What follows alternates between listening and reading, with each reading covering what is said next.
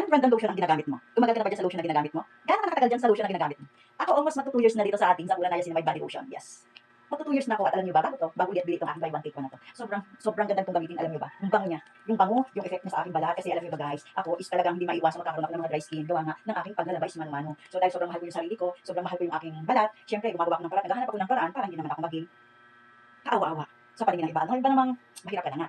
Papakita mo pang maghihirap ka na dahil sa kutis mo, di ba? So tayo mga mapagmahal sa sarili, di ba?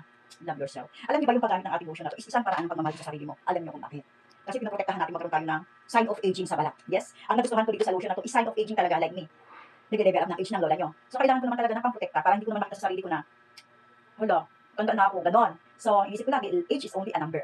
Sign of aging natin ay makikita rin natin sa ating balat, ng ating, makikita natin sa ating balat ang sign of aging. Pero dahil sa tulong ng aking Sakura, almost 2 years na akong gumagamit nito, ayan, I'm still young. Ang balat, pero ang age, level up na. So, kung hindi ka pa nakakapag-try itong ating Sakura, huwag mo munang husgahan. Kasi hindi mo malalaman kung hindi mo susubukan. Andiyan lang sa yellow basket.